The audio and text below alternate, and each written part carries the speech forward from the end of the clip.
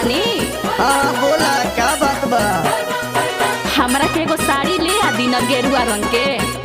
सब के पहन पहन के जाता देवघर, हमहू जाए। काहे खातिर? अब ये छोटुआ के शादी में तो किन के देले रहली। आ तो बात सुनी। का सुनावा।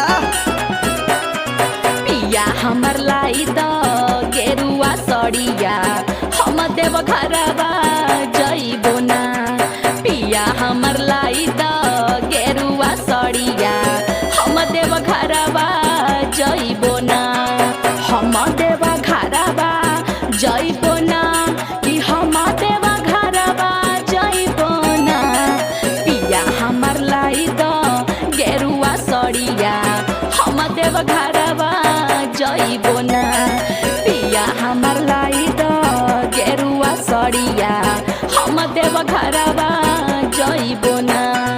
धनी बाटे पैसा के हो मजबूरिया, कैसे देवघरवा जइबू ना।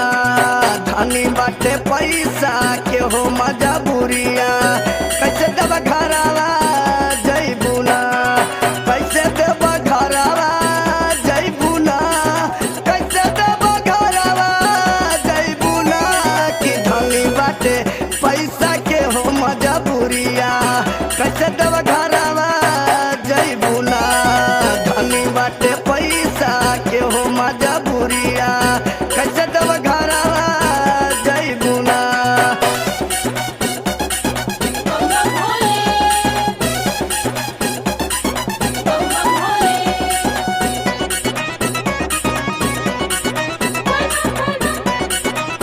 Music by Neha Studio.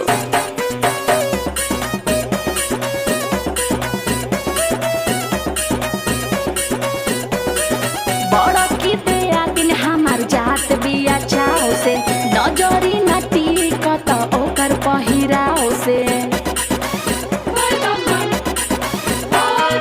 बड़ा की दया दिन हमार जात बिया चाव से, नजरी न टिकत ओकर पहिराव से।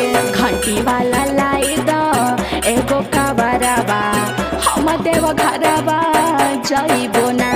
कि घंटी वाला लाई द एगो कबरवा, हम देवघरवा जइबो ना। पिया हमर लाई द गेरुआ सड़िया, हम देवघरवा जइबो ना।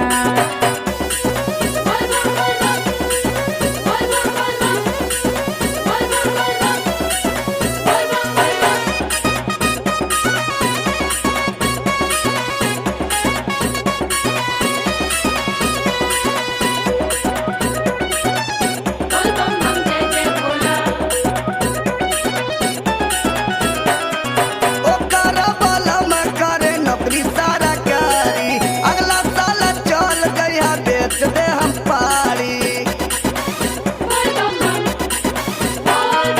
ओकर बलम करे नौकरी सरकारी, अगला साल चल गया बेच दे हम पारी। केसरी सुनीला के माना बचनिया, कैसे देवघरवा जइबू ना।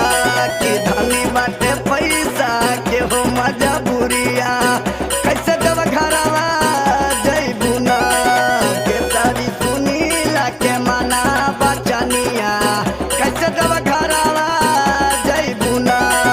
पिया हमर लाई द गेरुआ सड़िया, हम देवघरवा जइबो ना। धनी बाटे पैसा के हो मजबूरिया, कैसे देवघरवा जइबू ना। पिया हमर लाई द गेरुआ सड़िया, हम देवघरवा